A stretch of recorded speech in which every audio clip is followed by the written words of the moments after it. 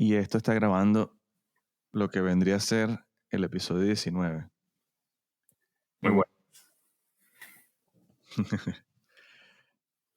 Me compartiste un meme, no sé, es ese de reír para no llorar. Reír para no llorar. Es un titular que dice que la juventud se resiste a comprar vivienda.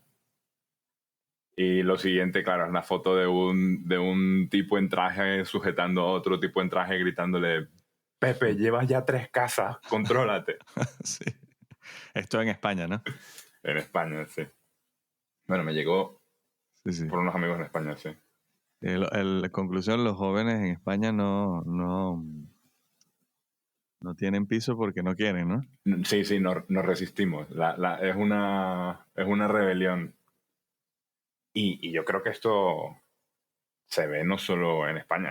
En España está, Sí. al menos en Europa, España lo tiene más acrecentado con el tema laboral, especialmente para la juventud, pero creo que también se ve mucho en general. Porque, Sí. porque donde hay trabajo son en las ciudades principales. En Alemania hay más descentralización, entonces no es que solo hay trabajo en Berlín, pero igualmente si tú te empecinas en que quieres vivir en Madrid o en Barcelona, bueno, es que vivir en Madrid o en Barcelona no es tanto empecinarse en decir yo quiero vivir en una ciudad cosmopolita, es que es donde más oportunidades laborales vas a encontrar. Entonces, claro que te va a llevar a eso. Sí, yo tengo un conocido que vivió muchos años en Reino Unido y eran 4 horas, o sea, eran 2 por la mañana y 2 por la noche De de viaje transporte, hacia sí. de transporte en tren.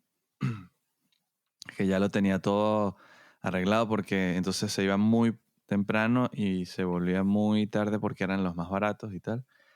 Y bueno, y al final se acostumbró que eso eran tiempos de estudio, de tal, pero una vida que, bueno, que es dura también, ¿no? O sea, estás echando muchas horas de viaje, más toda la jornada de trabajo y tal, y luego llegar a casa y familia y tal. Entonces, Sí, yo en la porque universidad sí, me dejaba al día mínimo 3 horas de metro y Renfe, de metro y tren, claro, mínimo. Pero también porque estaba mi día fragmentado, o sea, yo pasaba un par de horas en cada cosa que estaba haciendo, ¿no? Un par de horas en clase, en las prácticas. Llegó un punto en el que estaba haciendo prácticas, esas eran de media jornada, eh, entrenar, etcétera. Pero ir y venir, me iba desde Fuenlabrada, que es de los barrios, las zonas periféricas, fue en la. hasta Fuenla, o sea, yo no vivía en Fuenla, pero Sí, estudiaba en Fuenla, comenzabas. exacto, o sea, era bajar hasta Fuenla, subir hasta Ventas y un par de cosas entre medias, que al final eso con 18, 19, 20, 21 años, eso yo lo gozaba, o sea, yo me Claro. lo pasaba bien, de hecho, reflexionando, o sea, nunca tuve como nostalgia porque simplemente era una época entretenida donde no paraba, estaba haciendo de todo el tiempo. La cuestión es que Cachorro cachorro conociendo, comiendo mundo. así. Sí. La cuestión es que, claro, las expectativas de cara a fincarte pasan por tener un solo ingreso más estable en comparación con mis 3, 4 trabajos que me iban dando algo de dinero en cada uno.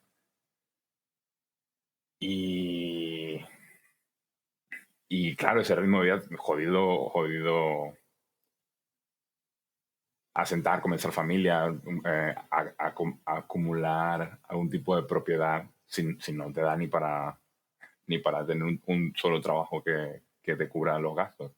Pero es que ahí está esa pescadilla que se muerde la cola, que es donde hay trabajos que en principio tienen estos salarios, todo el mundo va para allá y los precios de la vivienda se suben. hace poco vi unas gráficas de cómo ha ido subiendo el salario medio y cómo ha ido subiendo el precio de la vivienda Hmm. y, y Y no han ido en para nada paralelo, claro. en paralelo.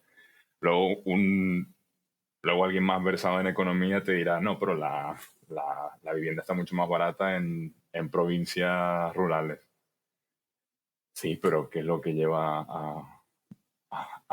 ¿qué es qué es lo que lleva a vivir ahí? Pues, o mejor dicho, la vivienda está más barata en zona rural, sí, pero el parque económico, el trabajo, está más centrificado. Claro. Sí, sí, sí, claro. Y aquí entiendo en España que hay muchos pueblos abandonados y cosas así, ¿no? Claro, la Por la España misma vaciada. razón. Sí, sí, sí.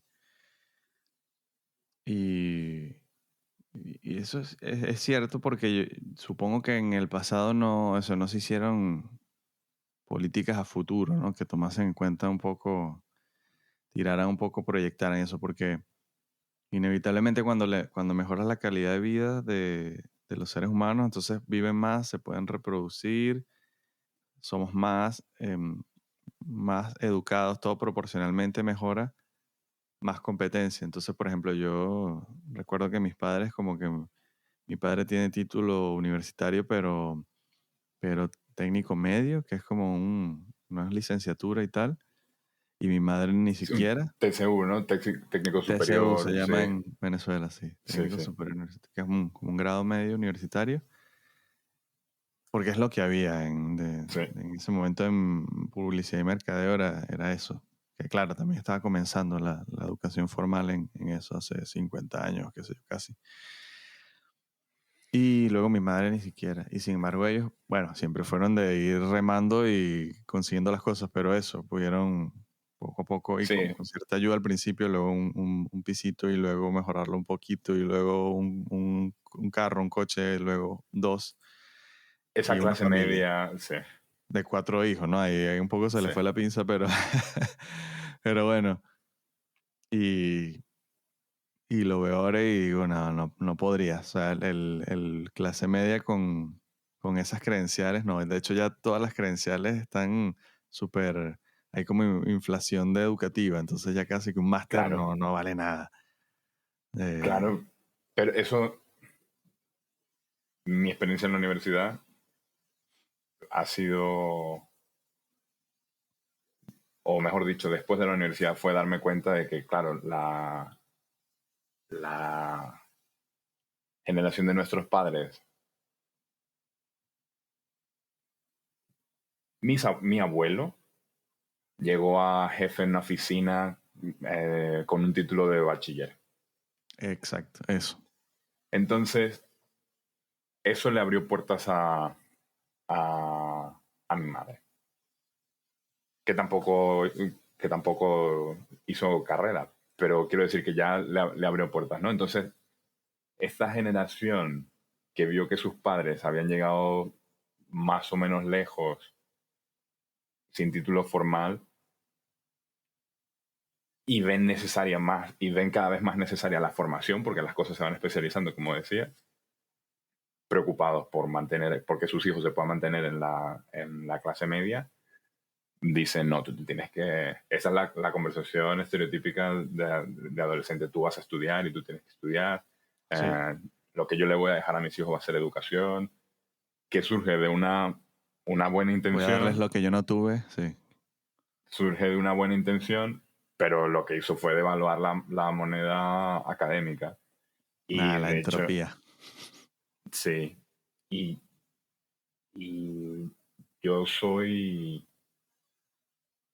un afortunado por haber podido pasar por la carrera en tanto en que me incorporé en el mercado laboral. Porque al final la experiencia laboral que saqué no era totalmente o relacionada casi para nada con la universidad. Lo que pasa es que la universidad, pues como es esta formalidad que dice, ok, esta persona se puede sentar tantas horas de manera concentrada, etcétera, y hay una bolsa de prácticas asociadas a la universidad, porque hay unos convenios entre empresas a las que les sale más barato tener un becario. Metí el pie en el trabajo, que yo ya estaba haciendo un montón de trabajos, entre comillas, no cualificados, que honestamente otra vez, en esa época yo lo estaba disfrutando mucho. La cuestión es que la perspectiva a largo plazo, más conveniente tener algo que te dé más estabilidad. Entonces ahí sí que está un factor importante. Pero esa cuestión de todos los padres preocupados por mandar a los hijos a la universidad, yo llevaba, creo, ya como 2 años trabajando, y un día me salta una notificación o algo de una compañera de clase de la universidad que iría ya como por un segundo posgrado, una cosa así. Porque también se genera este personaje que no tiene necesidad de trabajar, pero se puede permitir continuar estudiando ad infinitum porque los padres lo financian. Porque claro, como el mercado laboral no está para trabajar, pues ya que el niño estudie hasta que sea el eterno estudiante. Claro. Ahí se mezclan muchísimas cosas, ¿no? Eh,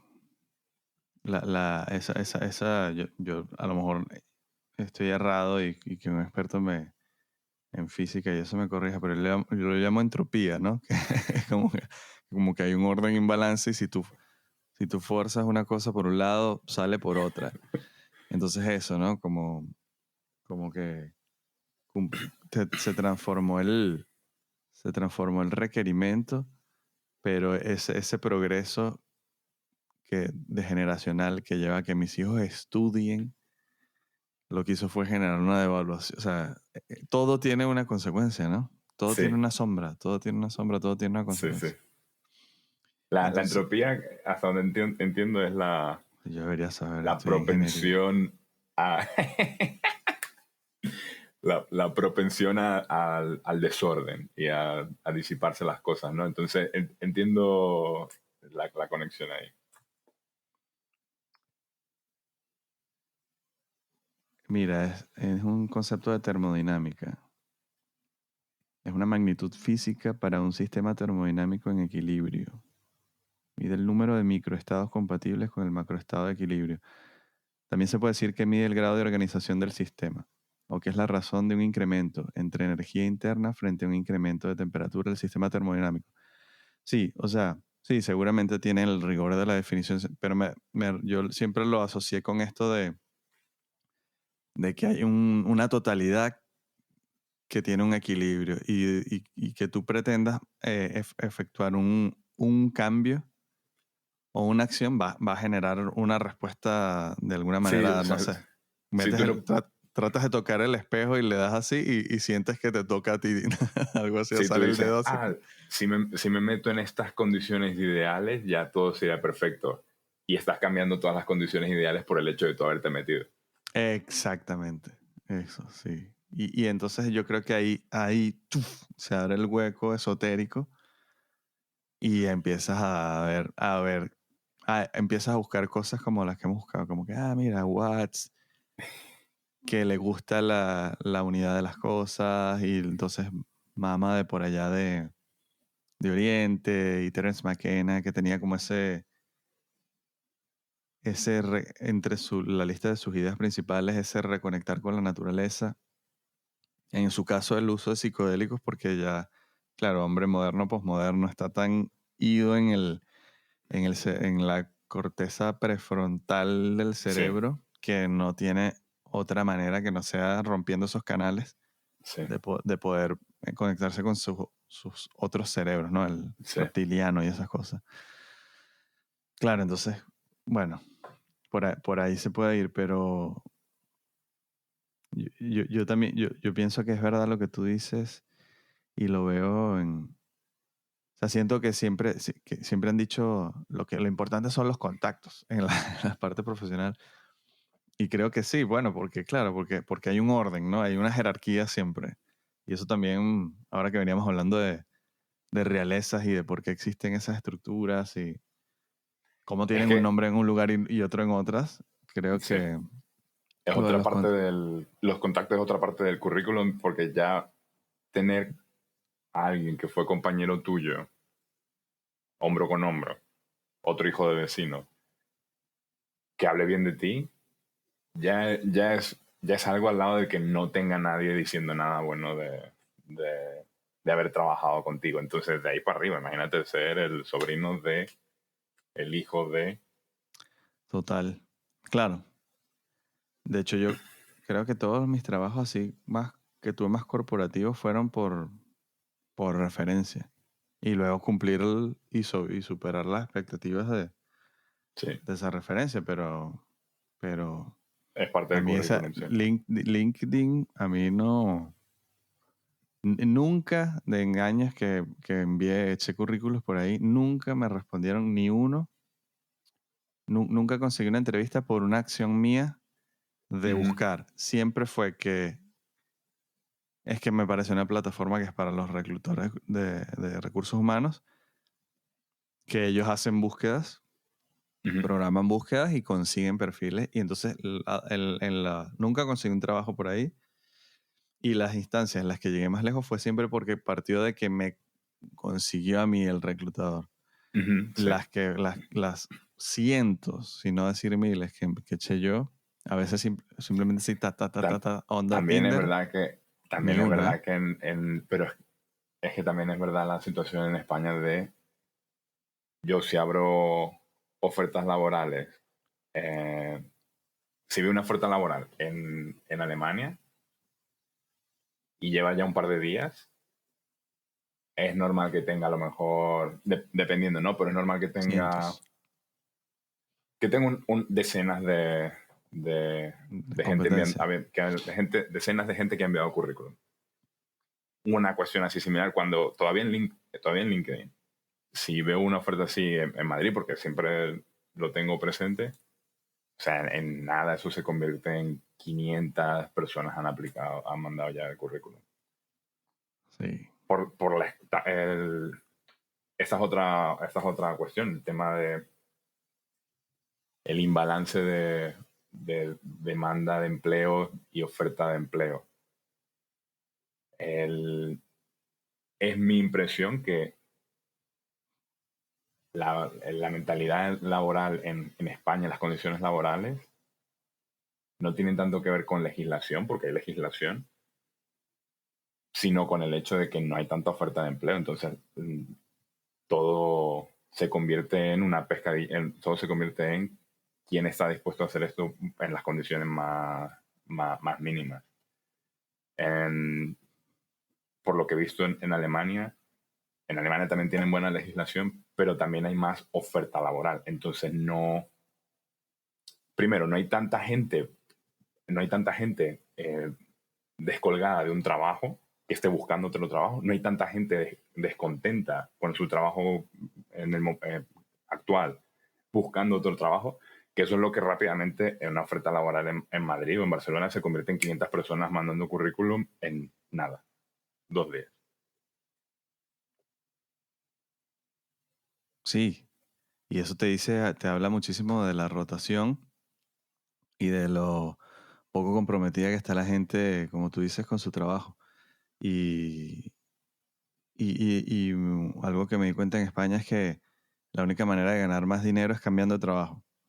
Sí, Crecer es en dentro de una general, pero sí. empresa, crecer dentro de una empresa, olvídalo. Así no es como en Estados Unidos. Más responsabilidad, más cosas. No, es como, si quieres más, cambia. No, pero creo que en general, al menos cosas que he escuchado de como consejo refiriéndose a la carrera, podrá aplicar más en España, pero yo creo que eso se escucha en todos En todos sitios. lados. El tema de, mira, el verdadero aumento de sueldo viene cuando cambias de trabajo. Bueno, entonces un tema generalizado, ¿no? Sí, sí, sí. Sí, sí. Claro, la gente está súper de paso y sobre todo en tecnología interactúa, me pasa mucho, ¿no? Tanto a mí y entrando y saliendo como otros. Entra, sale, interactúas con este y a la semana. Eh, no, hay que esperar que haga el onboarding fulano. Dale tu parte. Mira, me voy. Ta, ta, ta, ta. No, que este es un este es un becario de tanto aquí como allá en Francia. Solo voy a estar 3 meses y cuando la cosa ya estaba caminando y nos entendíamos, otro de cero, con Sí, otro carácter y otra... oh. Entonces hay mucha también ineficiencia acumulada, ¿no? En las sí, empresas. Sí, todo está conectado. Pero yo creo que antes, cuando había menos competencia, importaba como siempre los contactos, pero no tanto la educación formal que tuviese. Pues yo también, así como tu abuelo, mi abuelo también. O sea, mi abuelo creo que solo tenía la escuela secundaria y, y logró hacer negocio y tal, y dar un salto de estrato social, ¿no? sí. Eh, que luego yo no he tenido casi ni un automóvil propio, ¿sabes? Comprado por mí, ¿no? Sí, que eso, que esto alimenta esa economía de la suscripción, donde Muy no fuerte. posees, donde tienes acceso a todas las conveniencias excepto sin poseerlas. Hay como una barrera, un distanciamiento entre la música que escuchas que no terminas de, al menos yo no termino de descargar, sino que la tengo en Spotify. Las películas que ves, que yo por lo menos no las termino de descargar, las tengo en Netflix y ya no solo películas, sino contenido audiovisual. Está en YouTube, no terminas de tenerlo. Que me suena como al lado oscuro de de la idea que se tenía de lo que sería el Internet, ¿no? Acceso a todo de manera completamente horizontal. De alguna forma el corporativismo hecho mano de eso. Totalmente, totalmente. Sí, sí, nada que ver con lo idealista que eran los fundadores Sí, de Internet con lo que se convirtió. Totalmente. Y eso que tú dices, bueno, ya empieza la parte más conspiranoica y que es la de que el Foro Económico Mundial dice que promueve esa idea de no seas dueño de nada y sé feliz. sí. Y, y eso está un poco espeluznante, o sea, sí. Está para revisarlo. Está para revisarlo porque sobre todo yo escuché a una gente que está en la parte de nutrición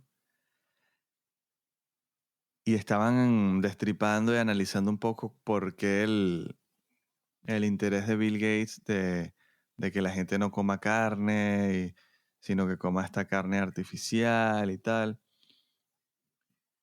Y obviamente estos que yo estaba escuchando eran pro carne. Ujú. No, o sea, que sería la antítesis del veganismo y esas cosas. Y bueno, dan sus razones y eso es un debate infinito y tal y qué sé yo. Pero detrás de la cuestión ecológica había también un tema de propiedad intelectual. Entonces esa carne de mentira es una propiedad intelectual, como si fuese un software o un libro, Sí, es una ingeniería. Entonces tú lo que estarías es comiendo una ingeniería que es propiedad de otro. Entonces, y la pagarías por suscripción. Y dime tú si eso no es Matrix.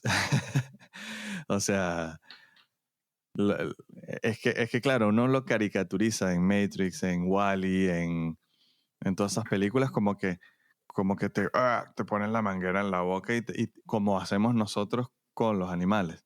ujú. Pero es que no hace falta que sea así.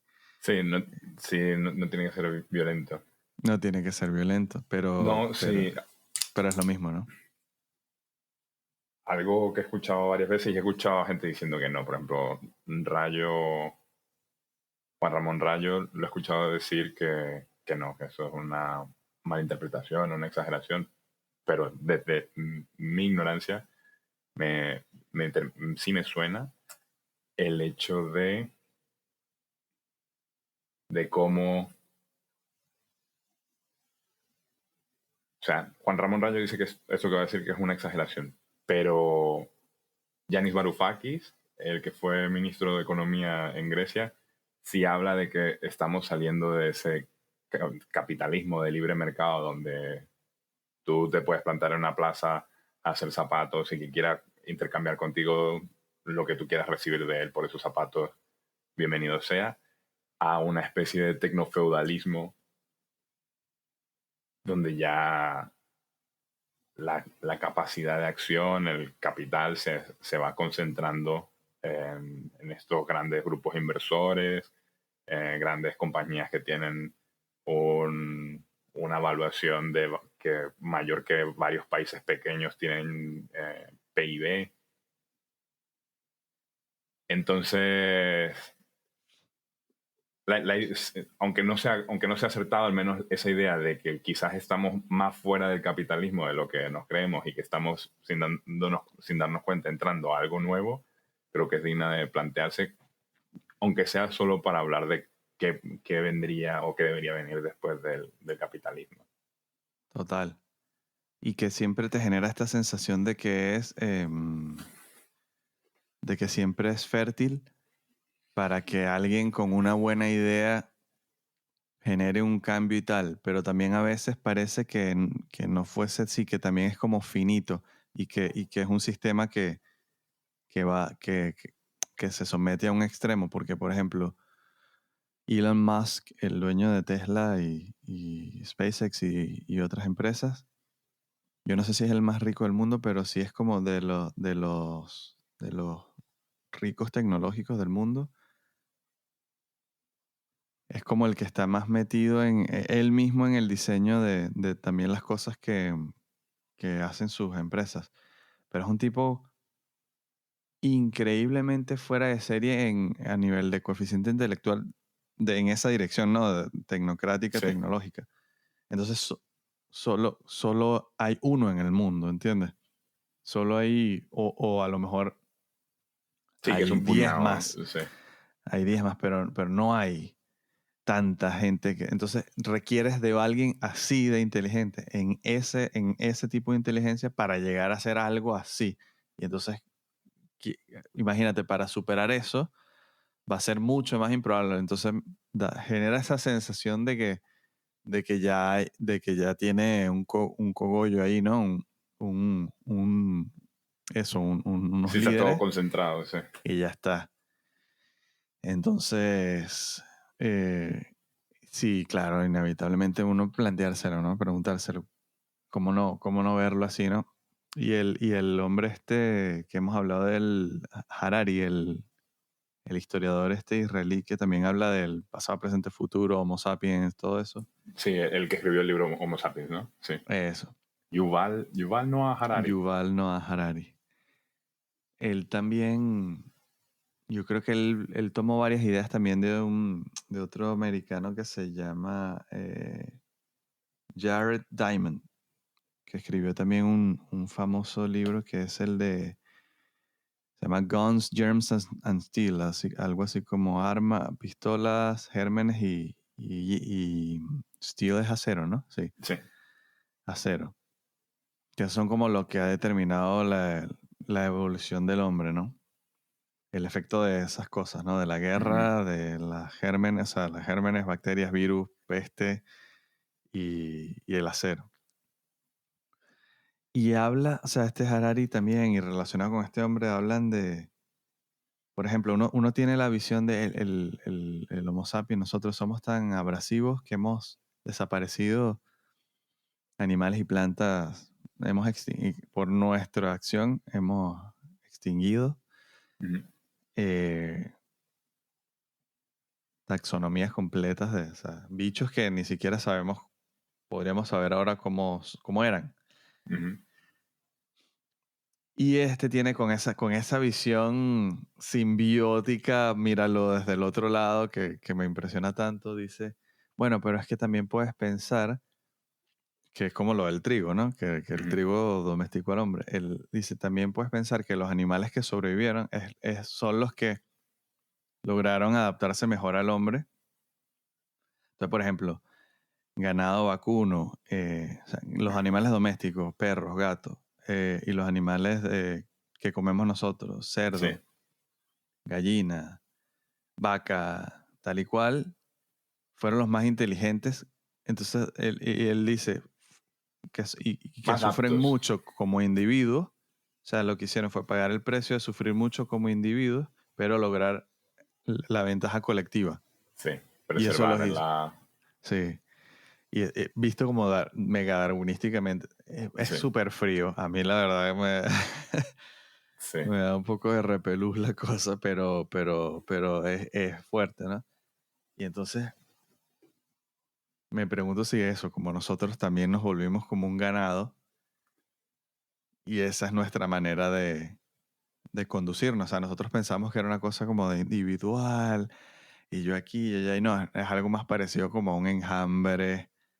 claro, es que vamos más, sí, de hecho a día de hoy mm, nos mandas al pasado y duramos 2 minutos, no tenemos una capacidad de hacer un fuego, de recolectar, hacer un resguardo. O sea, los 4 palos que montes para pasar la noche te van a durar hasta que llegue un viento, un medio viento, y en cuanto se te caiga te va a comer un tigre. Esa, pero como colectivo, si nos planteas un conflicto bélico con un grupo humano de hace 500 años, no va a quedar cabeza, no va a quedar nadie del otro lado. Claro.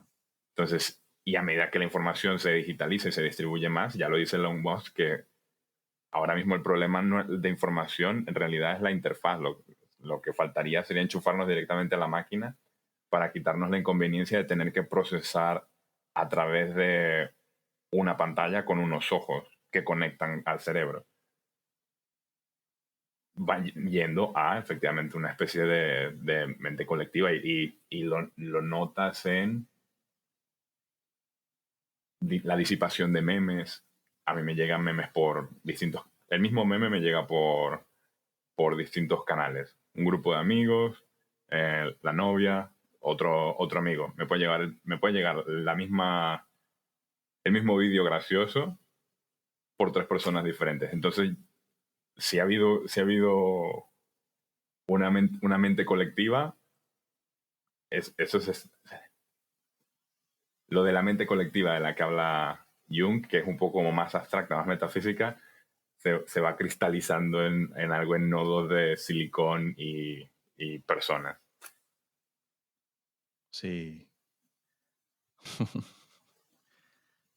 Y eso que dices del pasado, o sea, por ejemplo, yo que tengo que sí hipermetropía y tuve apendicitis, más todavía. Claro, No debería estar vivo yo según tuve la apendicitis, efectivamente. evolución. Mira, yo tuve apendicitis y de hecho mm, tuvieron que hacer una cesárea porque tenía el cordón Cesárea umbilical además. No, alrededor sí. del Vamos al cuello. comienzo, cesárea. O sea, no. Sí, total. Como que de alguna manera uno no debería existir. Efectivamente. Y aquí estamos. Y aquí estamos. Y también, hablando antes de la realeza, el episodio anterior y un poco antes de comenzar a grabar, de que, por ejemplo, España también es un reino me comentabas que en Reino Unido, cuando compras una propiedad para vivir, una vivienda, la compras por 900 años.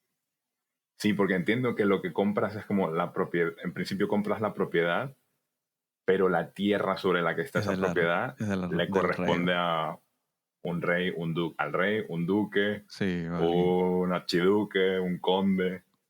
Sí. De hecho, por eso yo leí una vez que la reina Isabel no era, ella, claro, es la reina, entre todos los nobles, es la que tiene el puesto más alto y tiene una fortuna importante, importantísima de dinero y pasta, pero no era la que más tenía, porque había un duque, y de hecho en el momento tenía como 27 años, un duque de no sé qué, cuyas tierras estaban casi todas en el centro de Londres.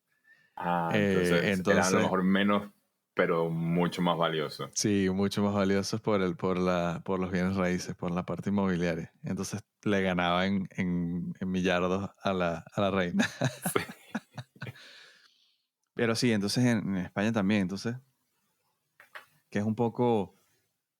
O sea, lo que pasa en España, entiendo, es que, otra vez, volviendo al tema de la juventud que se resiste a comprar Sí. propiedades, yo esto no lo he leído, pero sí conocemos a alguien que esto le fue un tema, que tienen que pagar, hay que pagar impuesto de propiedad. Entonces tú compras tu casa, la tienes toda pagada y aún así tienes que pagar impuesto de propiedad. Si Mm, no, ya no hay un rey, no, Felipe VI no va a tocarte la puerta, no va a tirarte la puerta, pero el Estado va a decir, señor, si usted quiere tener esta casa en propiedad, tiene que pagar al Estado la suscripción. la suscripción. Suscripción al reino. Así que, como vivimos en posmodernidad y generalmente en Occidente en alguna, algún estilo, algún grado de democracia liberal y tal, se te queda un poco como que ese tema de monarquía y tal es como más nominal que otra cosa, pero es como si no, luego si lo reflexionas caes en cuenta de que todo está construido Sí, sobre esa que todavía base. hay un deje de eso todavía. Entonces tú nos tiras al pasado en un viaje por el tiempo mágico y somos siervos de la gleba e invidentes y con apendicitis, ¿sabes? En Sí, Esparta nos tiran por el risco y además pobres pero famélicos, o sea que sí ha habido un progreso, pero claro, exacto, todo no es tiene un una cuestión precio. de decir, todo tiene un precio, justo. Sí, Sí. lo que tal vez llamamos entropía, ¿no? Y bueno, no sé si... A ver, tenía una notita aquí. Ah, eso, que también con todos estos últimos años de el marketing de ser tu propio jefe y tal. Y yo decía, ser tu propio jefe es un concepto un poco con truco porque si tú serías un mal jefe de por sí, ¿quién te garantiza que tú vas a ser un buen jefe para ti mismo? Pero estuvo todo esto que como que de echarle tierra a la educación superior, ¿no? Oh, la educación, porque estás sentado y memorizando y tal. Y yo creo que como todo sí, ¿no? Como que sí es verdad por todo lo que hemos hablado que al final es como un requisito de rigor para simplemente, como tú dijiste, poner el pie en la puerta y poder entrar al mercado laboral, pero muchísima gente no ejerce lo que estudió o lo que estudió no se te queda bien grabado o se te olvida porque haces otra cosa. Claro, O, o al menos mi interpretación es que al final no es tanto echarle tierra porque sí a la educación superior, sino como el ser consciente de que nada te asegura nada, ¿sabes? Y en claro. el sentido de, tú también tienes que poner de tu parte. Ah, no, pero yo he puesto de mi parte, yo he ido todos los días a mis clases de tal hora a tal hora, como me dijeron, y al final me gradué y me dieron mi título. Ahora, ¿dónde está? Es que eso Mi no, dinero. no, ¿dónde está mi estabilidad? Es que eso ha sido simplemente parte del proceso, pero el proceso no acaba, el proceso continúa y con subidas y bajadas. No hay una certeza por decir, igual que tampoco ha sido en adelante voy a ser emprendedor, mi propio jefe. Ok, hay un proceso también detrás de eso. No está, no por embarcarte en algo vas a llegar a puerto o al puerto que crees, sino que, No, o por lo claro. menos como yo lo he vivido, ha sido una cuestión de continuamente irse cayendo hacia adelante. Total. Dos pasos, me tropiezo, dos pasos y ir buscando, o buscando no, sino simplemente continuar. Y no todo el mundo tiene la personalidad para eso, que creo que es lo que obviaba todo ese marketing forzado de esos últimos años. Que decía así, no, la educación superior no sirve para nada, edúcate a ti mismo, emprende y tal, pero no solo no todo el mundo no tiene esa realidad, sino no todo el mundo tiene el temperamento que se necesita. O sea, ahí llegan a puerto personas que tienen ciertas características. Y no todas necesariamente positivas. Porque si te lees esas cosas de Steve Jobs, el fundador de Apple, visionario, empresario espectacular y tal, las cosas que llevó a cabo, pero la gente que trabajó con él, muchos que le son fieles al día de hoy y tal, pero muchos también sufrieron. Sí. Y bueno, pero así es. Entonces yo creo que lo que tú dices de algo que incentive más la parte proactiva, sí podría ser como una reforma. Vamos a llenarnos la boca aquí con ideas grandes de eso, ¿no? Como que tú llegues a una institución y en tu transcurrir se defina tu camino, porque eso sí, por ejemplo, a mí me costó mucho, que era no solo por lo joven, o sea, yo creo que yo tenía 17, pero mentalmente para muchos tenía 12, ¿sabes? Y, y entraste a la carrera tal que tú luego puedes cambiarte, es verdad, pero, pero ya había como entra en este molde. No te daba esa, o por ejemplo que existieran todas, pero que existiera algo como más liberal, libre, de que vayas ganando créditos y eso se vaya asemejando a un perfil válido, ¿no? Algo Sí, así. es que al final aquí se mezcla, se empiezan a solapar cosas. Como a día de hoy no tenemos que salir a cazar para ganarnos el pan, ni tenemos un horno en casa con el que hacer pan, ni un molino con el que hacer trigo. O sea, las cualificaciones que necesitamos, el conocimiento que necesitamos, es el que le sea útil a otra persona, sea para que le cubras la necesidad en capacidad de empleado o en capacidad de proveedor de servicios. Claro. Y eso deriva en que académicamente o en la parte de formación habría que estar mucho más consciente de esto. Lo que pasa es que hay gente haciendo el trabajo de la creación de contenidos, de la creación de coño, lo que tienes que ver en un curso académico, Sí, de contenido académico, de contenido académico, sí. pensum. Sí. Que en su condición de ser humano, por lo que sea, no tiene ni el interés o no tiene la motivación para estar en constante contacto y para transmitir esos conocimientos útiles actuales que cada vez son menos estáticos. Ya no es simplemente saber de una cosa, es que hay más necesidad de un conocimiento transversal. Pero eso por una parte como en el nivel de cualificaciones Sí. para trabajar. Luego, la otra cuestión, yo por lo menos mi experiencia cuando llegué a la universidad, mi expectativa fue que, ok, ahora entramos a la universidad y esto va a ser una entrada, un espacio de conocimiento completamente diferente. Para nada. Fue una extensión de 4 años del instituto, Uh-huh. con más independencia económica porque ya estamos más mayores y la gente se espabila más. Yo por lo menos estaba haciendo ya algo de dinero por mi cuenta, entonces con más independencia económica para salir, o sea, más independencia económica, independencia personal, ya no eres un niño, etcétera. Una extensión del instituto.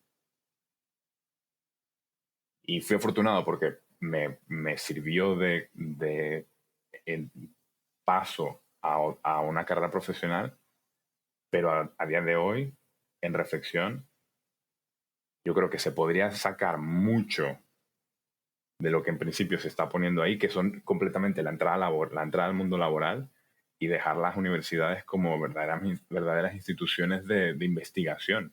Entonces, que los cráneos que sí que tienen interés en profundidad por un tema, etcétera, que hacen desarrollo e investigación, y más de que eso brilla por su ausencia, al menos de lo que he visto yo viviendo en España, tengan un espacio donde eso se fomente.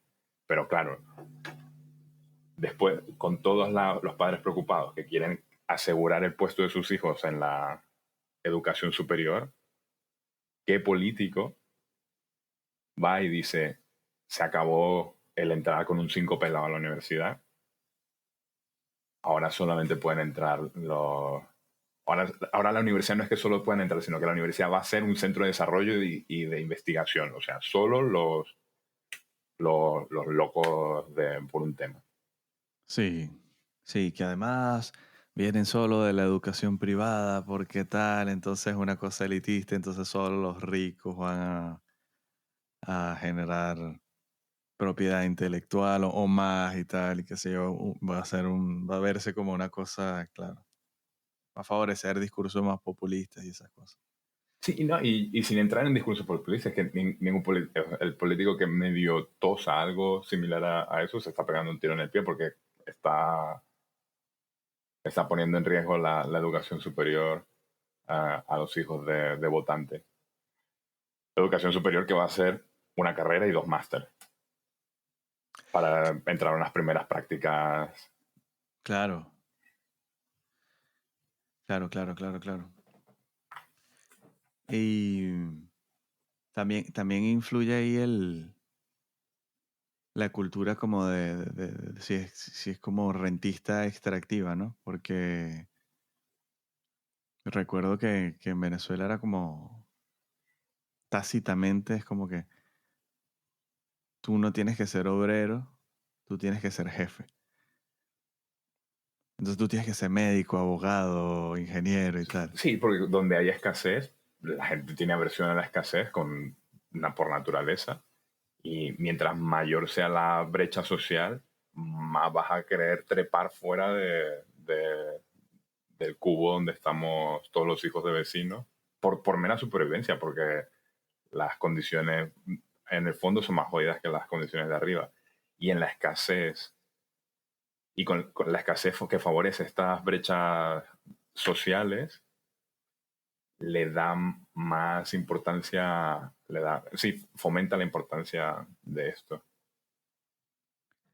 Entonces tú ves que, claro, tú lo que usas es tu ventaja socioeconómica y eso te da de repente no sales excelentemente preparado de la universidad por X, no solo porque seas un rico, flojo, un malcriado, cruel, sino por la realidad. Y tienes obreros con conocimiento técnico y también con mucho conocimiento empírico, pero de otra clase social. Entonces tienes como más división. Llevado a la caricatura extrema, el jefe que no sabe nada, pero es jefe, Sí, sí. y el que lo sabe todo, pero gana menos y sabe qué perillas hay que Que mover, tocar todo, pero es sí, pobre.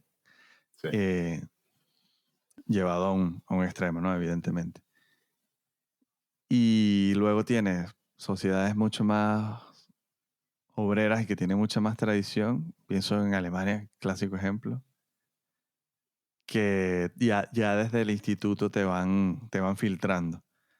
Estos son mejores para esto, estos son mejores para esto, y todo el mundo tiene que pasar por algún tipo de práctica en una empresa. O sea, Alemania no es la panacea. De hecho, los alemanes miran a los nórdicos, a los suecos Y los y se finlandeses, mueren de la envidia, sí. Dicen, bueno, eso sí es un país. yo Pero no sé. yo, de esos trabajos que hice durante la universidad, al final me tuve la oportunidad. Y otra cosa buenísima de haber podido ir a la universidad fue ese programa de intercambio, el Erasmus, el poder ir a estudiar un semestre fuera. Y en una clase de recursos humanos, mira, te comparo mis clases de recursos humanos en España con esta clase en una universidad técnica, de hecho. No era una universidad, era una escuela superior En Alemania. en Alemania. Mi clase de recursos humanos en Madrid. vamos a hacer una interpretación de un proceso de selección. Entonces, fulanito, tú vas a ser de entrevistador, menganito, vas a ser de entrevistado. Pasamos a la clase, la clase de recursos humanos en Alemania. Vamos a hacer una comparativa de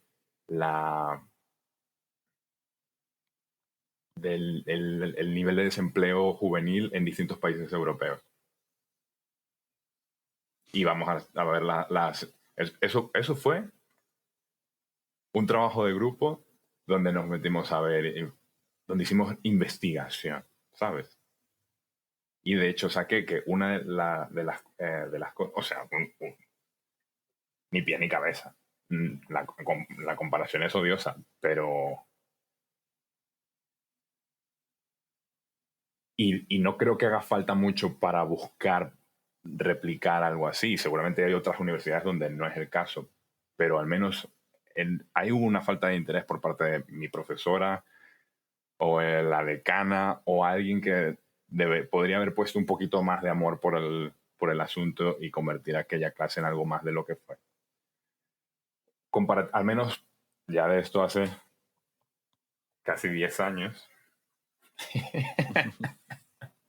Pero en ese momento, cuestiones que recuerdo que vi. Porque claro, yo por interés busqué comparar el desempleo juvenil entre España y Alemania. Y hay un tema de, primero, trabajar en negro.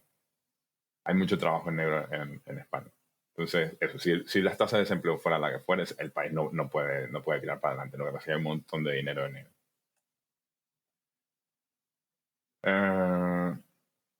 Y no recuerdo todo porque ya hacen casi 10 años. Claro. Pero un componente importante era el hecho de que en Alemania había más respeto por la formación profesional. Más apreciación de la capacidad técnica. Entonces tienes gente capacitada técnicamente ganando dinero porque están haciendo trabajos manuales, pero no todo el mundo te sabe soldar la pieza esta que va en el coche tal. Entonces para eso te hace falta primero una mentalidad diferente como cultura y una industria. Porque te hace falta tener un sector industrial que en España ha ido desapareciendo.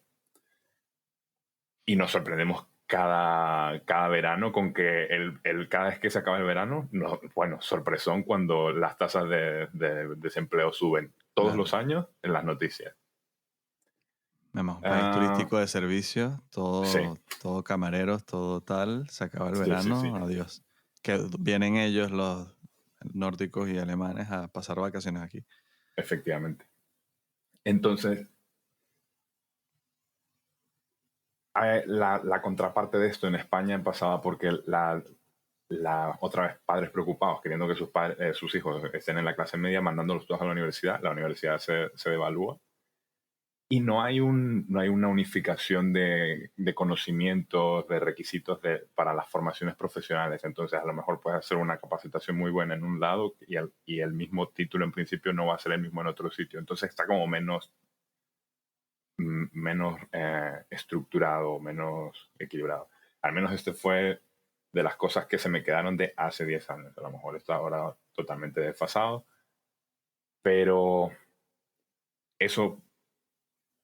por la parte cultural, al haber menos brecha social, que en Alemania hay brecha social también, pero al estar más reducida, no hay tanto estrés de no, si no voy a la universidad, que al final es una extensión del colegio, sino a la universidad, ¿qué va a ser de mí? ¿Cómo tal? No, porque hay salidas y hay oportunidades laborales, y hay oportunidades laborales también porque hay industria. ¿Por qué no tenemos industria en España? Es algo para quizás reflexionar. Totalmente. Bueno, con eso aterrizamos. Sí, con eso y un bizcocho, sí. Bueno, genial. Nada, nos vemos en otra entonces. Venga, un abrazo.